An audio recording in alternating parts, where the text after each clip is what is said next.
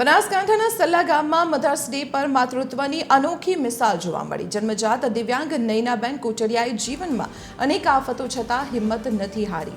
દીકરી અને પતિના અવસાન બાદ ભાંગી પડેલા નૈનાબહેને પોતાના 11 વર્ષના દીકરા ચેતનના ભવિષ્ય માટે સંઘર્ષ શરૂ કર્યો છે। આજે તેઓ સિલાઈ કામ, પાપડ અને અથાણા બનાવીને આત્મનિર્ભર બન્યા છે। ફરી લગ્ન કરવાની સલાહોને ફગાવીને તેઓ દીકરાને ઉચ્ચ શિક્ષણ અપાવવા દિવસ રાત મહેનત કરી રહ્યા છે। નૈનાબહેનનો આ અવિરત પરિશ્રમ આજે સમાજ માટે સ્વાભિમાન અને અખૂટ માતૃત્વનું પ્રતીક બન્યું છે। ત્યારે પરિસ્થિતિ તો એવી છે કે મારા ઘરમાં હું મારું ઘર કેમ ચલાવું છું મારું મન જાણે છે।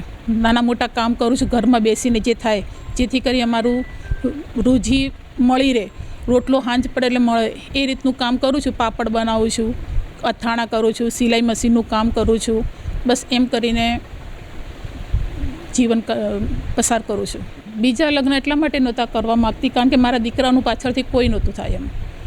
જો એના પપ્પા હોય તો ચલો એના પપ્પા એને મોટો કરશે, એક થોડી આશા હોય ને અત્યારે એના માથે કોઈનો હાથ નથી મારા સિવાયનો, એટલે બસ મારા છોકરા સામે જોઈને મેં બીજા મેરેજ નથી કર્યા।